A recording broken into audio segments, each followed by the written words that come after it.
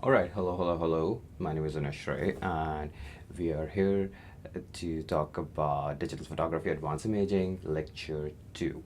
Now, the idea with moving away from discussions from week 1 and also moving away from a discussion from week 180 is that now we're going to talk about specifically about spaces and objects in photography. And when we talk about spaces and objects, we want to use these ideas of ambience, aesthetics, and angles. Now, the idea with ambience is the light and the availability of uh, e- different sort of way how light interacts with objects in front of as barriers, as obstacles, or also how a photographer might be able to work with natural light settings in order to actually create aesthetics. And we'll talk about aesthetics in a bit. And then you have your angles, like how do you want to situate your camera in relationship to the object in front of you.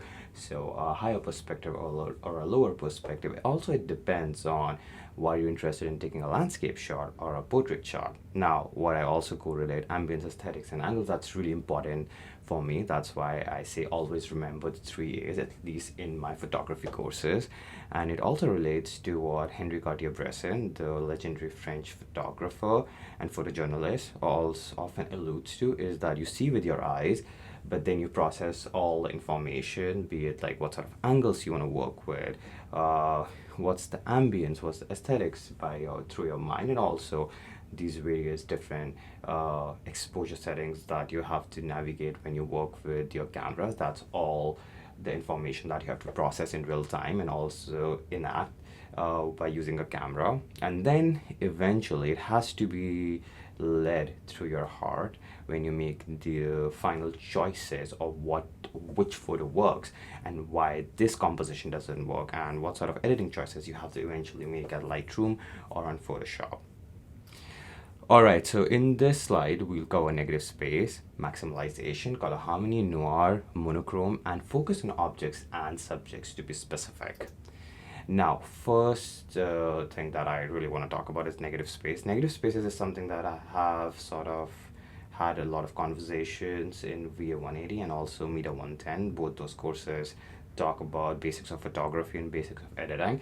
But then negative space is a concept that's so ever present in any visual arts medium. But in this specific instance, where we talk about photography, I want to show you this photo. This is a photo taken by a photographer, Nico Gooden. Again, I could be mispronouncing their name, but I'm going to try my best. Anyhow, in this specific way, you can see the dramatic way how the silhouette and the shadow of this person is being situated in the middle, which is enveloped by a lot of vignettes being these edges around the frame that's sort of enveloped in the dark. And there is so much empty space, so much what I and we would like to say negative space. So, negative space is actually any space that sort of can act as your background, which situates and which actually accentuates the subject in focus. This is your positive space. So we will definitely unpack why would a photographer use negative space. Now, looking at this shot, and I like this shot because now when we talk about angles, it is taken from a higher perspective. When we talk about ambience is that the ambient light setting it is being definitely lit by a lot of natural sunlight, but then also the aesthetics and also the way it has been composed, you can see the idea is to have this effect of the spaciousness and also the vast emptiness and the vast homogeneity of ice, of snow on the ground. And then you have this person who have the trail of their footsteps in a very specific spiral pattern, and then you have their shadows. So it definitely brings attention to the minimal activity that's happening. So this can definitely serve into minimalist photography, but negative space definitely contribute to this idea of spaciousness, and it also I don't know. It just is such a beautiful interplay of emptiness and form. So negative spaces for me, I feel it works on a very primal level as a human being, as an artist. And for me to actually explain why negative space photography works is very difficult because it's very subjective. But what I want to say is that it definitely brings more dramatic attention to the subject that is somewhere hidden amongst all this vast spaciousness, but it also definitely brings this sort of calmness, and it this sort of attention to the vast emptiness that we're surrounded by. So it is very sort of cerebral, and also, excuse me, so it's also very cerebral, and it's also very I would say very, it's definitely plays into this sort of ASMR phenomena that you look at a photo with negative space and it's very relaxing. Now, I want to talk about how, in practical situations, we can use negative space as an effective compositional strategy. So, as you can see, this is a fairly simple photo. A lot of folks living around Fraser Valley, around Vancouver. This is a photo that definitely people can have access to. Sorry, this is a landscape that people can really have access to. So, think about negative space in this photo is mostly about how a lot of vastness created by the water body and the sky. It helps situate the boat in the middle and also the silhouette of the mountains, right? So negative space can definitely bring more spaciousness and this sort of freedom for a viewer to sort of just like sort of sink deeper into the photo and sort of just embrace the interplay of shadows, of ambient light, and your aesthetics. Now, there are some great photos that I want to point towards. Now, these are some of the photos that are very fairly run, like fairly, I want to say very run of the mill. That it's not very technical, but I just want to show that how a lot of brilliant photographers who are known for photojournalism, for a lot of different style of photography, can also like use negative space. So Henry Cartier-Bresson, a legendary French photographer, he definitely was using a film camera. That's why hence the natural black and white. But as you can see, just the landscape, it just becomes so apparent. So apparent that there is sort of negative space because of the spaciousness of the sky, and then it just like gives you this perspective of tunnel vision where you can actually follow along the road. And since if folks who haven't taken 180, they don't know what leading lines is, you can follow along the path trails. So that's your leading line. It leads you from one point to another, so you can follow along the way. Now, I want to also talk about how photographers can often use negative space for their advantage, for their advantage, so that they can populate it with a lot of that's happening. So even though there's a lot of negative space in this shot, through the perspective, through the POV of a person who is just waiting to cross the street, is that the emptiness is filled by the rain, and they're able to capture the rain in a slow shutter speed. So, and the way they use black and white, it just sort of like adds to the whole aesthetics of this specific shot. Now, we're going to talk about minimalism in photography, because I feel that if we can't really discuss negative space without like really talking about minimalism in photography. Now, negative space is one of those compositional strategies that can be used to create everyday minimal photo expressions. Now, I'm pretty sure that people will be familiar with minimalism. If not, minimalism is sort of this trend. I wouldn't say, okay, I would say it's a genre now in visual arts, where the idea is that how can less be used to convey an idea. So minimalism in architecture, minimalism in painting, minimalism in music definitely has been explored specifically this decade. But in photography, it's mostly about how expansiveness can be sort of captured by the use of negative space. And as you can see in these two specific photos, it's so easily we are easily able to use the negative space of the water, of the sky, to sort of just like create this scalable relationship that how tiny is this person and the ceiling board is in compared to the expansive sea. Some more examples of everyday minimal photo. It's more about negative space populating, and then you have like the object in relationship to a very simple solid backdrop. It could be a white wall. It could literally just be the shadow on a very empty wall around. Now, I also want to just quickly talk about the Japanese concept of ma, which has been described as this pause in time, this sort of emptiness in space. And this is definitely why Japanese sort of culture and photography has always been very focused on negative space, because it's very culturally relevant to Japanese architecture, history, tradition, and that's why a lot of amazing Japanese photographers have definitely spearheaded the idea of negative space and minimalism in photography that we see today. Now, switching gears, because this lecture series is about dense information, but the idea is that it's more practical, that you guys go out, use your camera. I want to talk about advanced color harmony.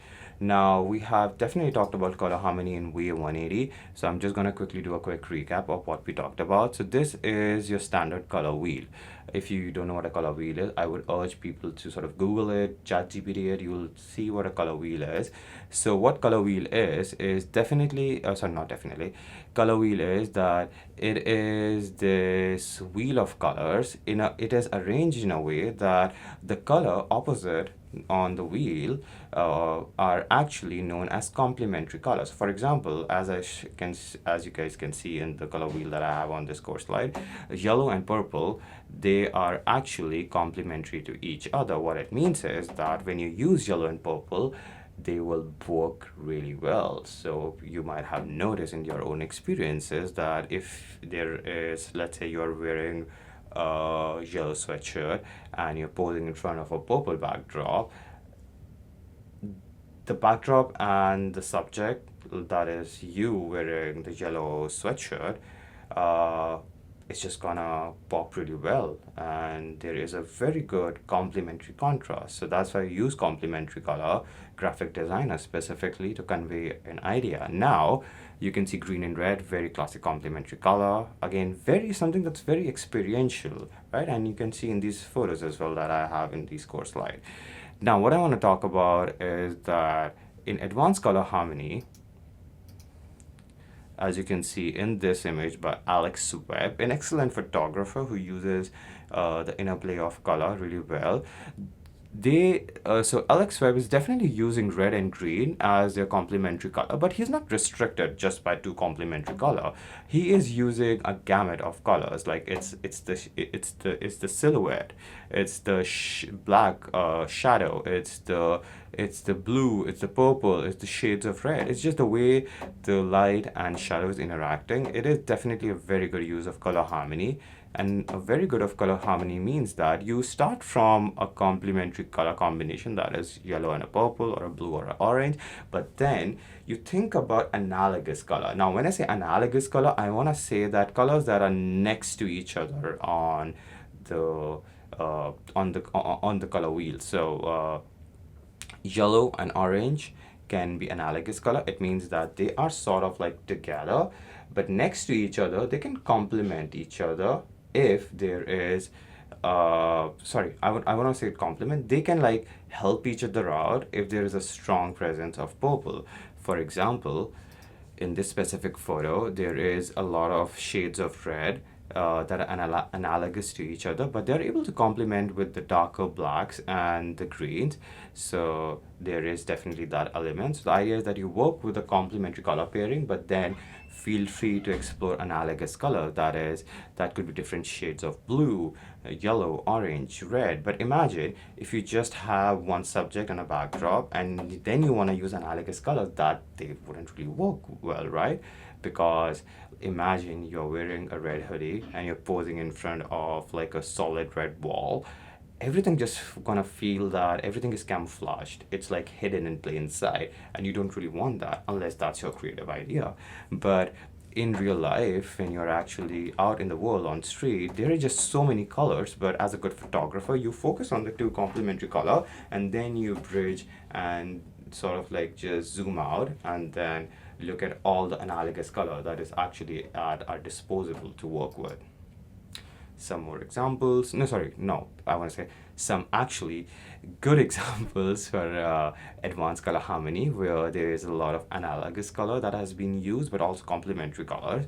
So what I want you guys to do is that when you think about complex color harmony, work with a complementary color on the color wheel. It could be yellow and purple, green and red, and then think about all the similar shades of color that are around that sort of adds to the analogous nature of it. For example, this water body, it definitely complements the subtle shade of orange that we see here and the green, but you also see when we sort of just like band through the top, which is a lighter layer of the blue, to a more deeper and richer color of the water, there is analogous to it, and that's actually very beautiful. It's beautiful when it's contrasted with a complementary color.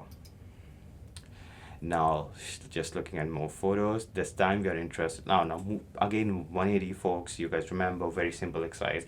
Pick complementary colors and take photos, but with 280, it's more about using analogous colors as well. So the idea is that this time we're interested in choosing multiple color pairings that complements each other really very well over just one or two. So pick multiple color pairings, just not orange and blue, but orange, blue, cyan, light blue, whatever makes sense to you, or whatever, like just what you can do is go out, take a bunch of photos, and when you edit them, then figure out why certain photos are working and why certain photos are not working. So you can reverse engineer the whole process. Again, another great photo that I would love showing is this shot.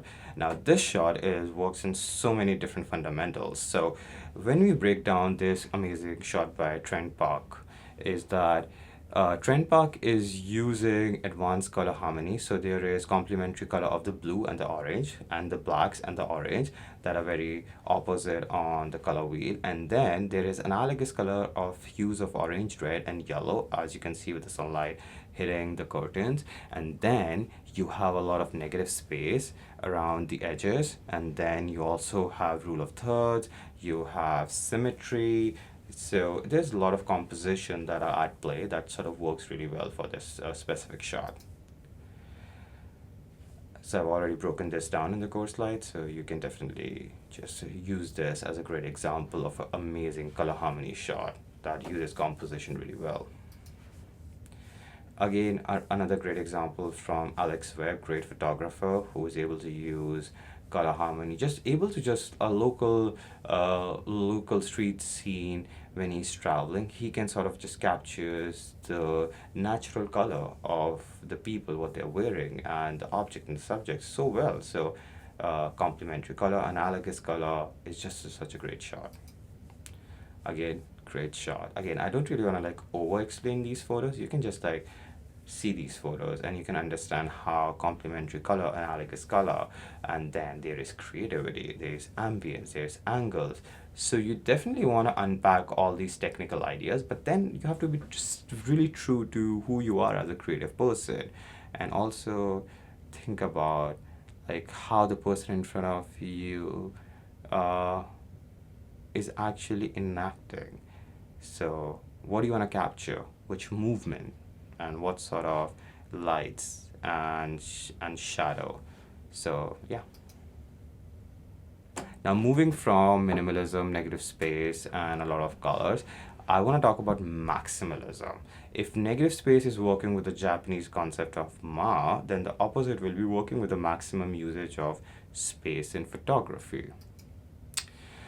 So this whole space has a lot of information. So I'm assuming, I think this is a shot of New York, and as you can see, the idea of this whole shot is to actually sort of pack your frame with a lot of information, and that's true for a really densely populated city that's New York.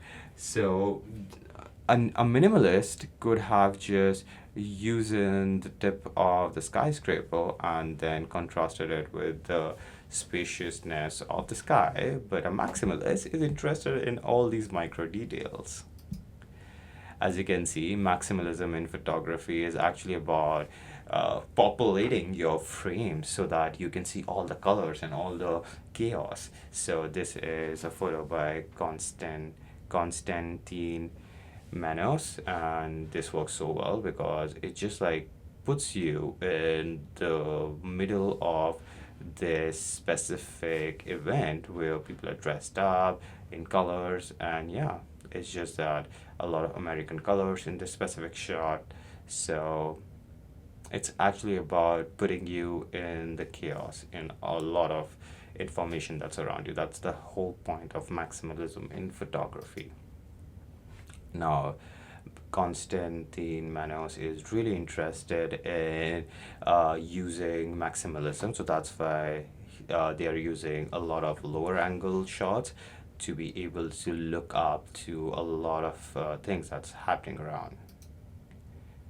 Maximalism, as you can see, Raghura in this shot is able to capture a lot of like trees and the rain that's falling around, which is reminiscent of the night sky stars. So maximalism is such a great concept to be able to convey a lot of information that's happening around. So it just like this just helps the viewer sort of feel and envision the sensory overload, excuse me, overload sometimes that one may experience in certain situations. So there is a great album by Ian Berry. So Ian Berry was someone who was documenting South Africa under apartheid, and they were using maximalism to show a lot of bodies in a room and a lot of activities. So maximalism definitely can overwhelm the viewer, but then it can also be used to bring out a lot of relevant information. I want to now quickly shift our focus to monochrome and noir. This is definitely building on the conversation of negative space and maximalism. Now, I want all of you to take some time and think about maximalism and minimalism as a concept. Now, you can use both these approaches and then use the ambience and aesthetics of monochrome and noir. Now, when you talk about monochrome is definitely associated mostly with black and white photography, but it can also be used for images that have one tone of color, like sepia, or like if you have a very strong blue light and everything is just blue, that's a monochrome shot as well. But black and white is generally what people refer to when they say we're using monochrome. So monochrome is actually when you take a photo in color and digitally you make it black and white. That's how a lot of digital monochrome is really created. But a lot of film noir photography is used by analog photographers by using film stock cameras that take these natural black and white photos. But now, since this is a digital photography course, I would urge people to take photos in color and then digitally use black and white filters and black and white, different editing techniques to make it black and white. But we can definitely use the aesthetics and ambience of film noir photography. So this is the kind of genre now where a moody and dramatic images can have a look and feel of dark scenes from movies made in the 40s, 50s, and 60s that use those analog, old-timey film cameras. And the composition and lighting are quite specific and give these images a bold look. And we'll look at some of the examples. And I would urge folks to create a Pinterest board and then type in monochrome and noir and look at certain referential example and then try to replicate them. That's the whole point of one of our class activity for this week. All right, so two examples for monochrome that I just quickly want to reveal is you can see these two landscape shots. These are black and white, but the idea with this monochrome is that from top to bottom, it is populated by one hue of black and white, right? The idea is about the dramatic way of the landscape, and the black and white just adds that contrast and then grittiness. So it's your straight up black and white shots can be seen as monochrome, but if you are more adventurous, use sepia mode, use different blue lights, red lights, if you have that at home, to sort of play around and use that as one monochrome shade. So one shade of color populating the whole frame, that's monochrome. and then Noir. These two images, these are two modern photos, right? So these are, I've chosen very specific modern photos of how photographer can use digital cameras to create this noir look. In the photo in the left, the gentleman who is sort of like standing next to a windowsill with a lot of shadows on his face because of the blinds.